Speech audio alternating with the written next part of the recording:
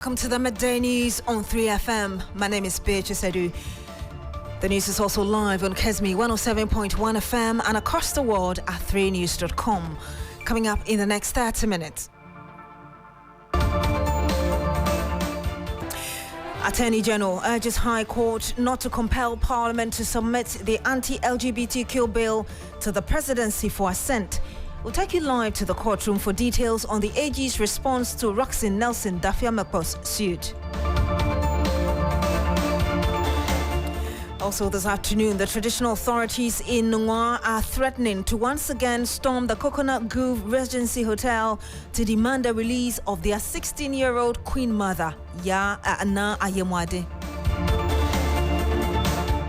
Later on this program, transport operators in Tamale increased transport fare by 25%. We're live in that area. And much later again, former Finance Minister Seth Tekpe says Ghana's inability to reach an agreement with external creditors could pose significant challenge to the release of the third tranche of $360 million by the IMF.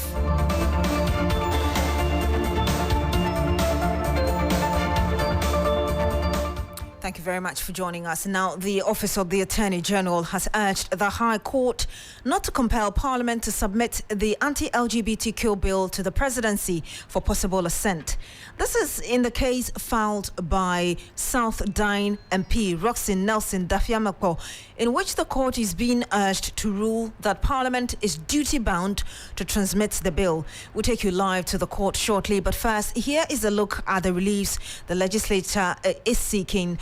Declaration that the Parliament of Ghana complied with all the constitutional provisions in the passage of the bill. Also, an order of mandamus directed at the Speaker of Parliament to present the Human Sexual Rights and Family Values Bill to the President. Again, Dafiamakpo is seeking that there is an order directed at the President of Ghana to signify his assent or otherwise within 7 days. Lord Edwasari thankfully joins us in the studio now. He just joined us from the court. Lord, tell us a bit more about the argument advanced by the Attorney General's office. Thank you, Beatrice, for having me. So essentially, we're expecting the Attorney General, Godfrey Debwadami, to make his argument against the mandamus or the motion filed by Roxanne Nelson Dafiamakpo. But in his stead, a principal state attorney, George Saki Tete, represented him, and he told the court that he had been advised by the Attorney General to come and seek additional time or an adjournment, and because they had filed, Roxanne Nelson Dafiamakpo had filed additional documents to back his motion. Now he was requiring additional time for them to be able to assess this, and then they'll respond. In addition, he also noted that they had filed documents opposing this motion filed by Roxanne Nelson Dafiamakpo. So it was two things. One, they needed more time because there had been an affidavit, more documents filed by Dafiamakpo, and again, they had also filed an affidavit in opposition against this motion. Now, in response, Nick Papo-Samuado, he's a lead counsel for the South Dai Member of Parliament. He noted that he didn't know that this was how things were going to pan out, because essentially today the Attorney General was supposed to make oral arguments or a point of law as to whether the argument that they had made pertaining the application, the president should assent or otherwise. And so once he didn't come, this was a new twist, and so he needed time also to assess the affidavit in opposition, because there were certain issues that had been raised by the lawyers for the AG that needed to be addressed. So they needed more time to assess this and then also respond to it. And so once they made these arguments in court, the presiding judge, Her Ladyship Ellen Meriku, adjourned the case. So essentially they're back in court next week Friday, and then we'll see how things will pan out from there. But then the lawyer for Roxanne Nelson Dafiamakpo, he's been speaking to the media about how things panned out today. We brought to the attention of the court the letter from the Speaker. We brought to the attention of the court the letter from the Speaker of Parliament. And so that was an important point, because Parliament has responded to the letter from the Office of the President. And in our opinion, that even strengthens our point that without the intervention of the court, nothing would go on. So allow the court process to proceed. you have to get you see, a decision cannot be made when all the facts are not before the court. And so it will be unfair for us to let the court proceed when there are matters that are still outstanding that must be brought to the attention of the court. The AG has filed his processes. We filed our processes. We've sought leave to respond to processes filed by the AG. So on the 29th, there should be no reason why the court will not go ahead, either to give us a date for the decision or maybe to give us some further directions. We'll make haste slowly in these matters. We want to ensure that we get a decision that, if any party is not happy with, can have a good grounds to go up. That if you were to file a fresh matter and you were to go by the normal court processes, we would actually not be in line to be heard by now. But as the court has been very gracious, because of the application for expedited hearing, as you can see, all of us are trying to file our processes on time. The only thing that was of a bit of a surprise today was the fact that the Attorney General, who had indicated at our last sitting that they were not going to file an affidavit in opposition, but they were going to come and argue on points of law, have now filed a formal affidavit in opposition and their statement of case. So we would have to take a look at it. We looked at it in the court. We were served in the court. So we had a look at it, and we believe that there are a few points that we want to deal with. And so we would file a response to it, which the court has graciously given us. And so barring, I don't think that there will be any reason why on the 29th we cannot move. We've already moved the motion. So then the court will take the motion. The court may decide to give a ruling on that day, depending on where the fact that we had all filed our processes. Or if the AG or anybody wants to make a supplementary point, they will make the point. But as it is now, clearly we are on course. I believe that the motion is moving well. So that was Nikwapo Samuado. He's the lead counsel for Nelson Roxon Dafiamakpo. Briefly, in like 30 seconds before you go, one of the main primary arguments is that it's part of the processes that Parliament submits this bill to the presidency before it becomes law. Did that come up beyond what he said? Right. So Nelson Dafiamakpo himself was absent, was represented by Stephen Adu. But on this issue, Nikwapo Adu, together with the AG's office, acknowledged and took cognizance of the fact that just about a week ago, a clerk of parliament, if you'd recall, sent a letter to the presidency asking when they can present this bill to the presidency. All right. Thank you very much, Lord Edwasari, bringing us details from the court. Meanwhile, former minority leader and Tamale South MP Haruna Idrisu is cautioning President Akufo-Addo not to take the unanimity with which the anti-LGBTQ bill was passed for granted. The MP says that the president must not act in any way that will constitute an assault on Ghanaian culture. LGBTQ, we have said that we should elevate it above religion and conceive it as an assault on our culture, an assault on Ghanaian values, an assault on Ghanaian practices as a people. It is not known to us. Reverend, I was going to ask you to quote Leviticus 18:20 to 22. I'm sure I'm right. Essentially 18 to 22. Lord Shelton Nanka Nana Akufo-Addo no kusainema does not even reflect what is in the Bible. In the Bible, the sanctions are heavier. Reverend will tell you. What is in the anti-LGBTQ law is not as weighty as what the Bible says about the practice of homosexuality.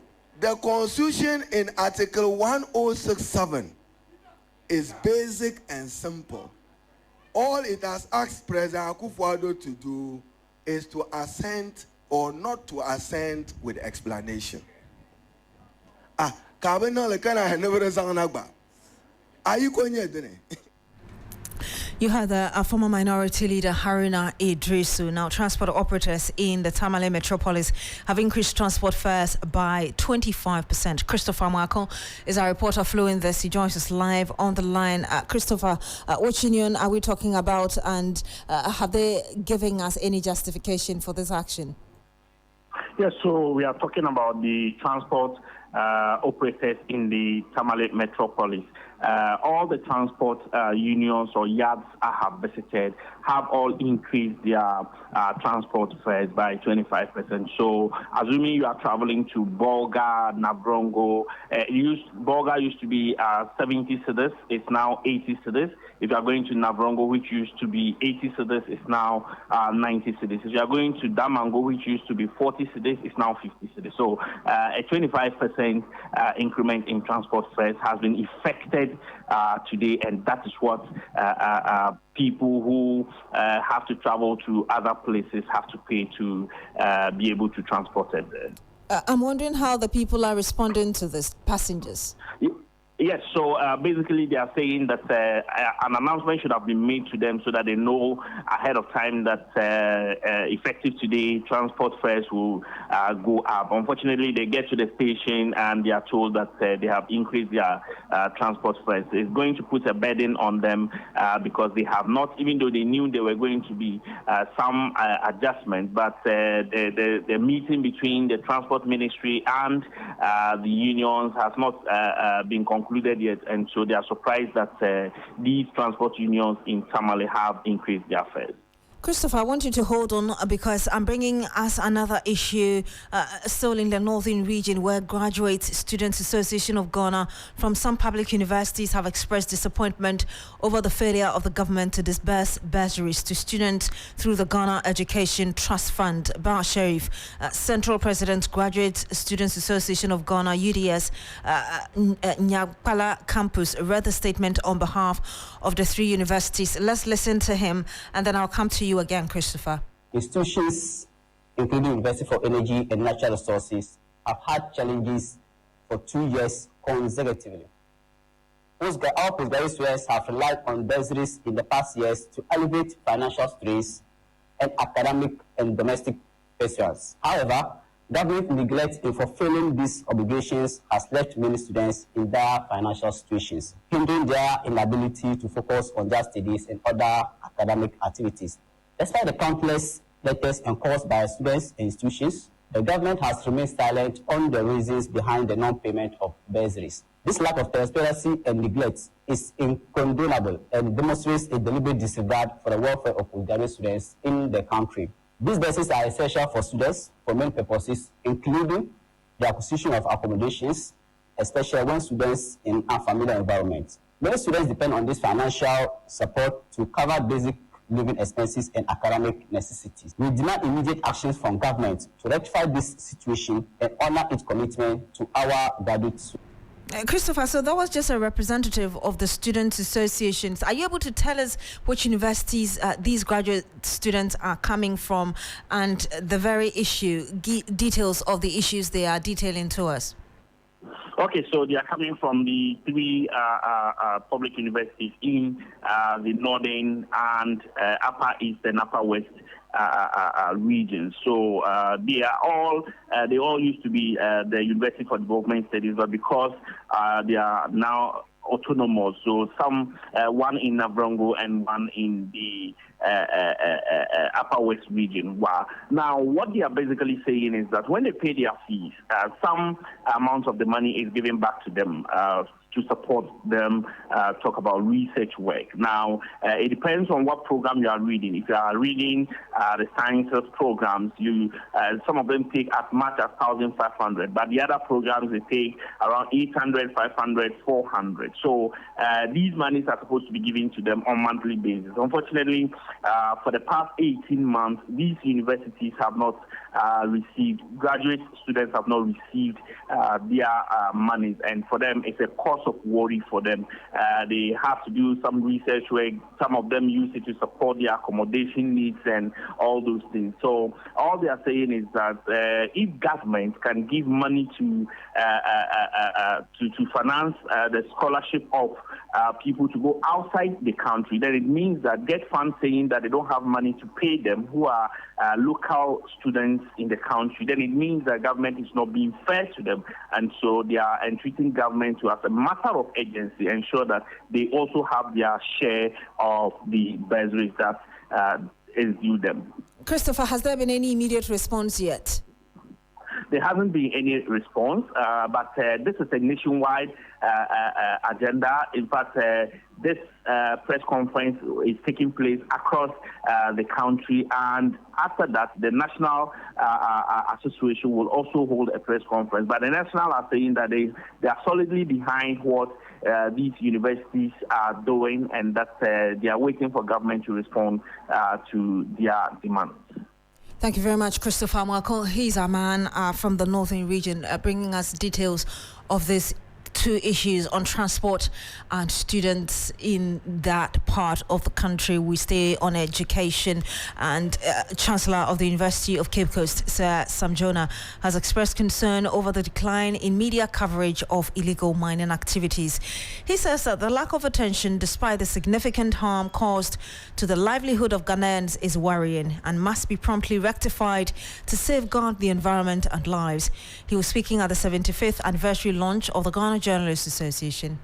I don't know whether you are exhausted and indeed frustrated by the shameful lack of decisive action from the authorities to your interventions. All I know is that your association's pen, which is your weapon, has gone eerily silent on this all-important matter. I would have liked to see a more concerted and sustained action from you. Sadly, that has not been the case. Galamsey doesn't make the headlines anymore, and yet the country is experiencing the ravages of this terrible phenomenon every day. He also emphasized the need for Ghanaian journalists to be promoters of informed discourse in order to safeguard the country's democracy.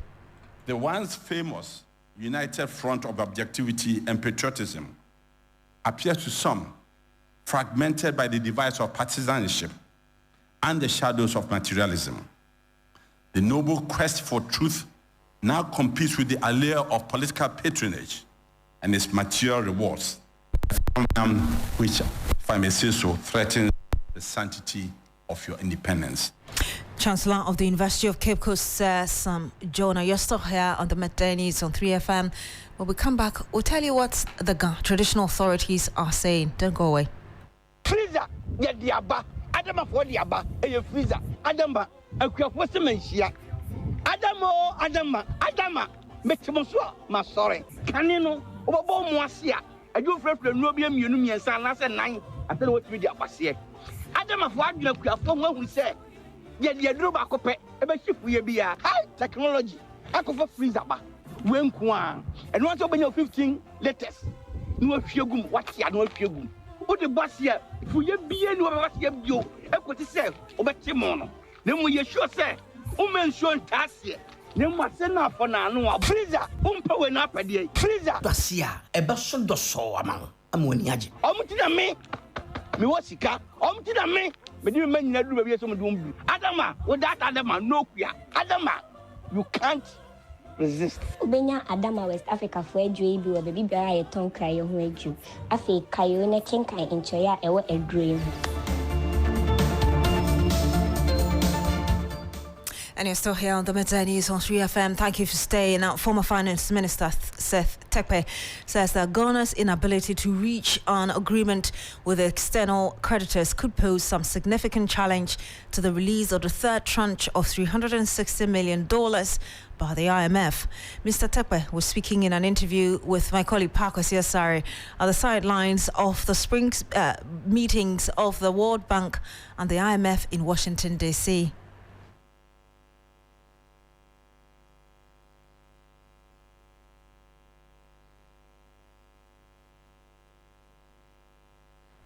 I'm sorry, we are unable to bring you that, but we'll bring you that interview as soon as we have it, whilst we try to rectify that. Traditional authorities in Ungwa, in Accra, are threatening to once more storm the Coconut Grove Regency Hotel this afternoon to demand the release of their 16-year-old Queen Mother, Na Ayemwade.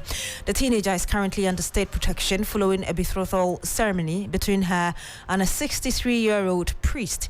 But the traditional authorities say that the action is unlawful and therefore want her released to enable her perform urgent rituals in her traditional role as a Queen Mother.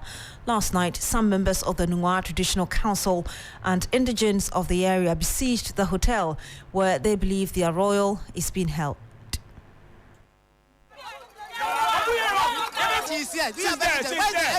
That is why we have been feeding here.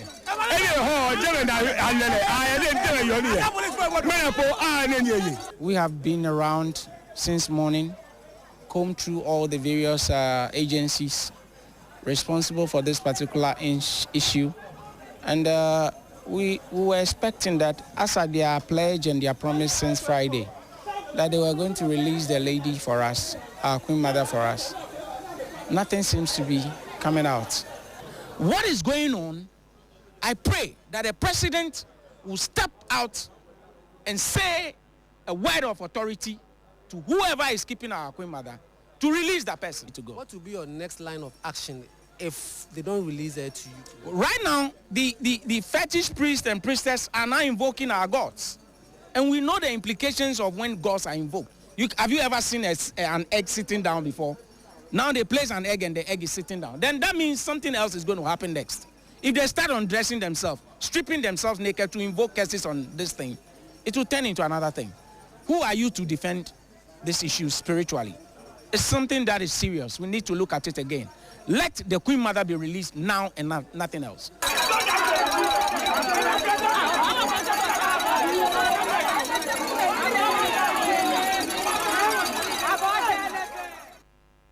And you heard that some residents of Nungwa are protesting the decision to hold what they call their Queen Mother, that 16-year-old who is currently under state protection. And we'll bring you some more from the community as and when we do have it. Now, the National Labour Commission has given 3 pre-tertiary teacher unions 2 weeks to conclude their negotiations with the government over their concerns.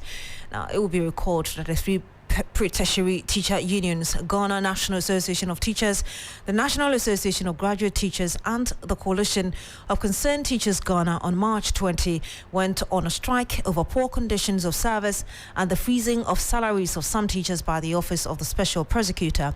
On Tuesday, April 2, the unions called off their strike, urging authorities to take swift action to resolve their concerns. Thomas Musa is the General Secretary of the Ghana National Association of Teachers. He'll be joining us very shortly to bring us the latest from their end. You're still here on the Midday News on 3FM. Stay with us.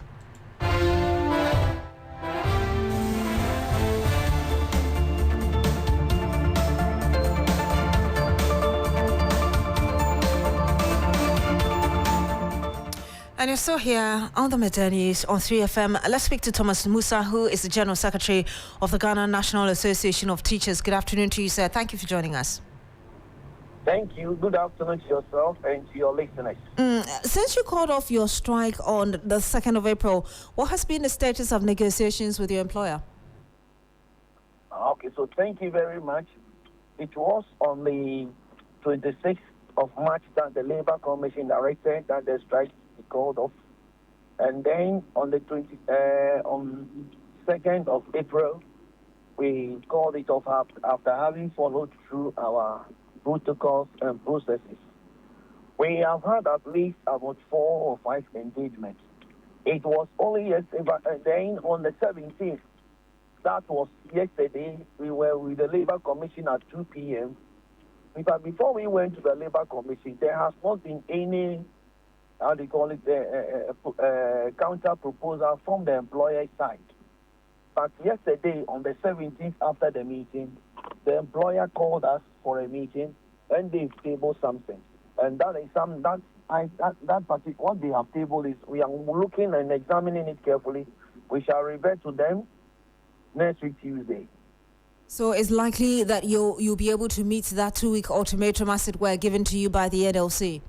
I cannot promise. It all depends upon how willing and also committed the employer is, because normally in negotiations, there is one key thing that is fundamental. To put all your cards on the table, and when you do that, we call it good faith. But if you have one party who is not playing all the cards and rather keeping the cards to his or her chest, then it becomes a problem because the other one will be playing his. So we are playing our cards, and if they don't play their cards, then there will be a problem.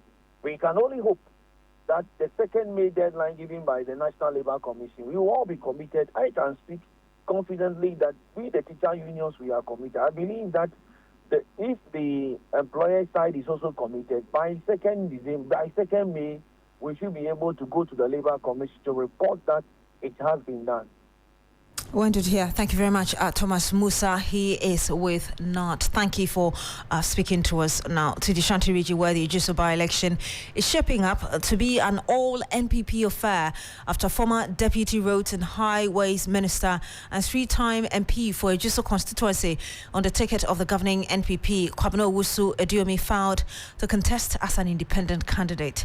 The former MP is this afternoon out there campaigning within the constituency with a simple message: the governing party has failed to serve the interest of the constituency. The ruling New Patriotic Party's candidate, lawyer Kwabena Adu, has meanwhile also filed to contest the election. William Evans Income is monitoring development for us in the constituency. He joins us live now. William, I can imagine that things are really heating up ahead of the 30th election. Well, Beatrice, absolutely. From Onye to Kwaso, the MPP, and of course, independent Adu, his campaign team doing everything possible just to, canvass that massive vote that each of them needs to be able to annex or win the Ejiso by-election. So here at Kwaso, where I have been monitoring some development here, very soon Adu will be arriving here, and he is expected to meet voters here. His message is very simple, that they know him. He's done it before, so he should be given the nod. But this time around, not on a ticket of the NPP, but on his own ticket as independent candidate.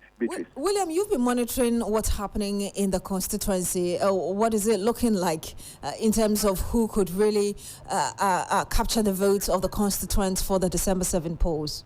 Well, it's pretty a dicey one because, on the camp of the MPP, it's a new candidate. Adu has been a candidate and has won elections for the ruling New Patriotic Party on 3 consecutive occasions. We're talking about 2008 elections, 2012 elections, 2016 elections. So he knows this particular constituency, unlike the first or the second vice chairman of the party at the constituency level, who is also vying on a ticket of the ruling New Patriotic Party. So it is making quite a competition for the ruling New Patriotic Party. Of course, he's also campaigning on the background that he's done a lot of projects, and for that matter, he has a trump card when it comes to development in the Ejiso constituency. Of course, I've seen a couple of commercial cars with his posters all over.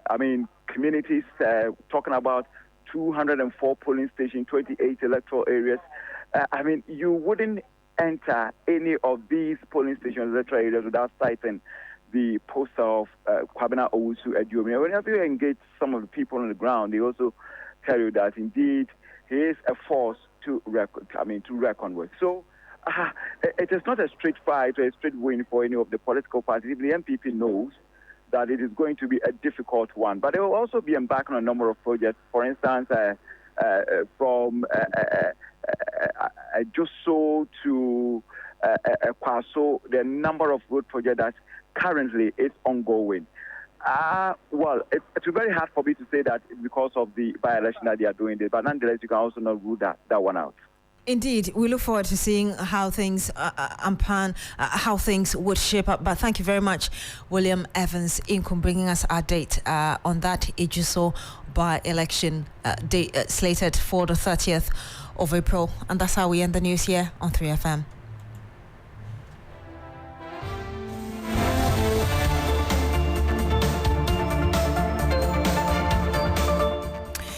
Top stories. Attorney General urges High Court not to compel Parliament to submit the anti-LGBTQ bill to the presidency for assent. We brought you details. Also, traditional authorities in Ngwa are threatening to once again storm the Coconut Grove Regency Hotel to demand the release of their 16-year-old Queen Mother, Na Ayemwade. We brought you some more. My name is Beatrice Adu. Thank you very much for joining us today. Log on to 3news.com for more news. Have a good afternoon.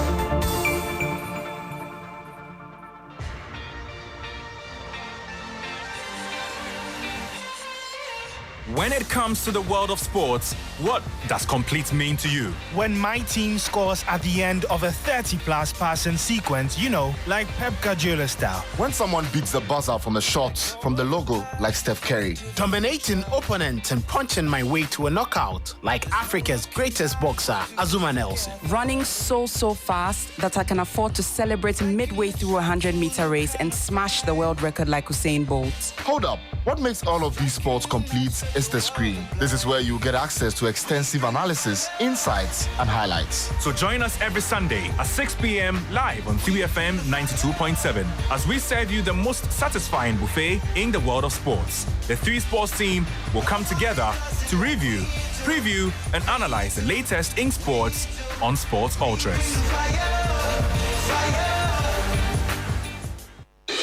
Every minute, every hour, every day, there is so much to talk about, from local news to international news, sports, entertainment, and business. Join me, Alfred Okanse, and the news team every weekday, 5 p.m. to 6 p.m. on Hot Edition. Be my guest as I bring to you factual, up-to-date news on happenings in our country, the West African sub-region, Africa, and the rest of the world. Hot Edition. Hot, accurate, authentic. Your week is never complete without us. Make a date with me on 3FM 92.7.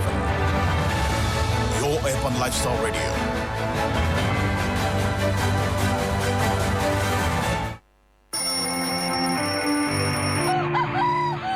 I wake up early every weekday because of you, to keep you on top of your game. Yeah! You are at the center of our universe. That's why we make it a duty to serve you only the freshest, hottest news and entertainment. When you want it, where you want it.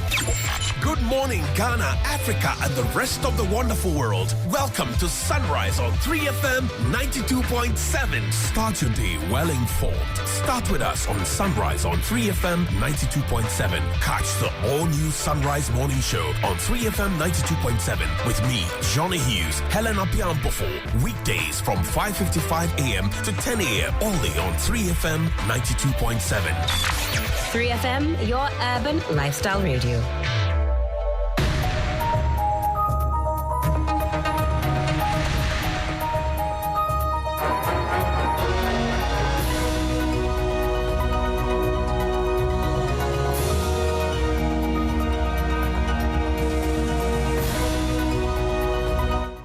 Hello, good afternoon. It's time now for Business Daily on 3FM 92.7. Coming up this afternoon, International Monetary Fund projects single-digit inflation target of 8% for Ghana by end of year 2025. We'll bring you details. Also, Cybersecurity Authority to seek enforcement rights under Cybersecurity Act through passage of new legislative instruments.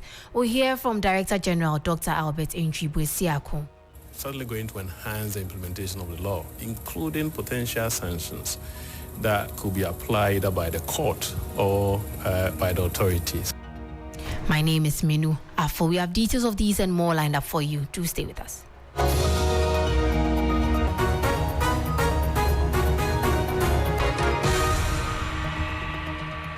Straight to our first story. The International Monetary Fund has projected an optimistic economic outlook for Ghana, forecasting a significant growth in inflation to single digits by end of 2025. This projection, according to its economic outlook report, aligns closely with the government's ambitious targets, signaling a potential turnaround for the country's ailing economy. My colleague Bismarck Ausa has the details.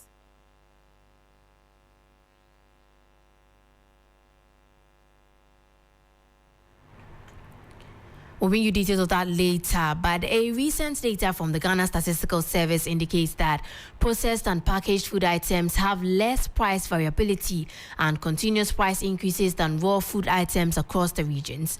The food variability across regions report shows price differences for processed and packaged food items across regions are lower than within a region. Our region top in the average ranking in terms of median prices for February 2024. And then we saw what happened when we did the ranking of all the 10 selected food items.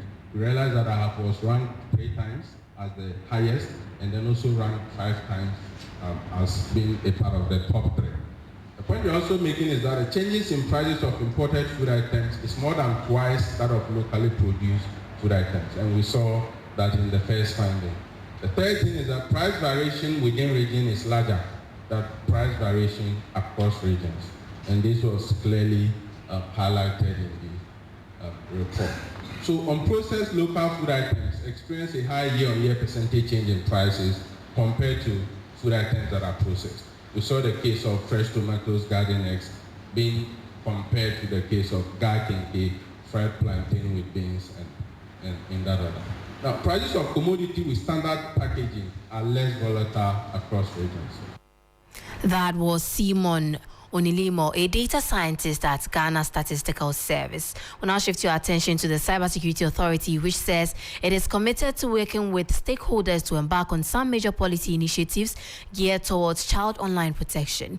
Director General Dr. Albert Enchi said his outfit is working on a legislative instrument to support the implementation of the Cybersecurity Act 2020 Act 1038, with which the United Children's Emergency Fund and other partners are greatly involved. He addressed the media at the launch of the 2024 edition of National Cybersecurity Challenge in Accra.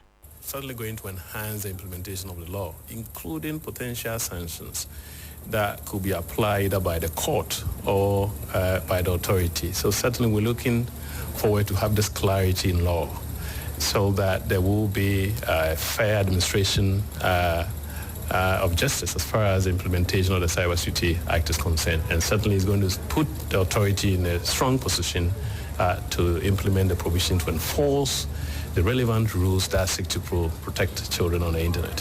So we are providing technical input, and we are in the final stage of that process, and then before the end of the month. Therefore, Parliament is expected back in Parliament starting next month.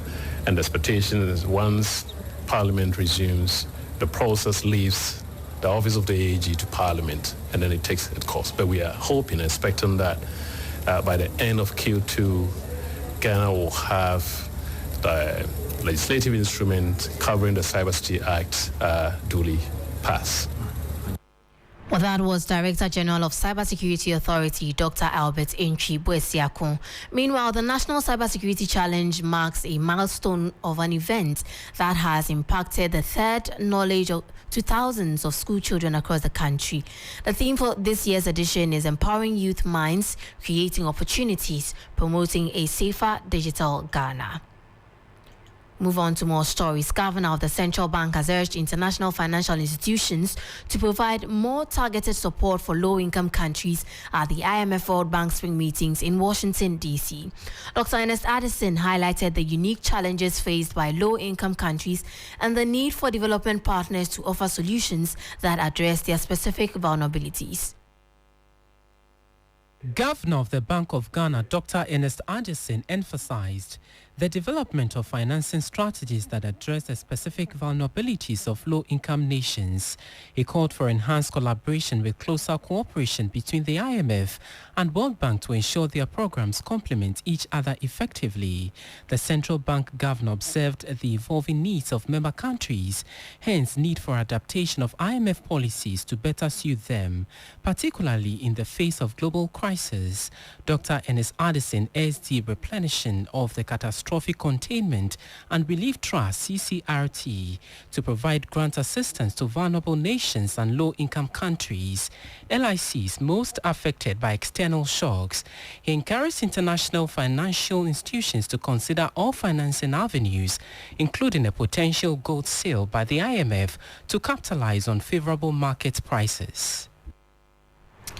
Well, that was a 3 Business Desk report on Bank of Ghana urging international financial institutions for tailored financing for low-income countries. And that brings us to the end of Business Daily here on 3FM 92.7. For more stories, please log on to our website on 3news.com. My name is Minu. Afo Black Rasta will soon join you for Urban Blend. Stay tuned.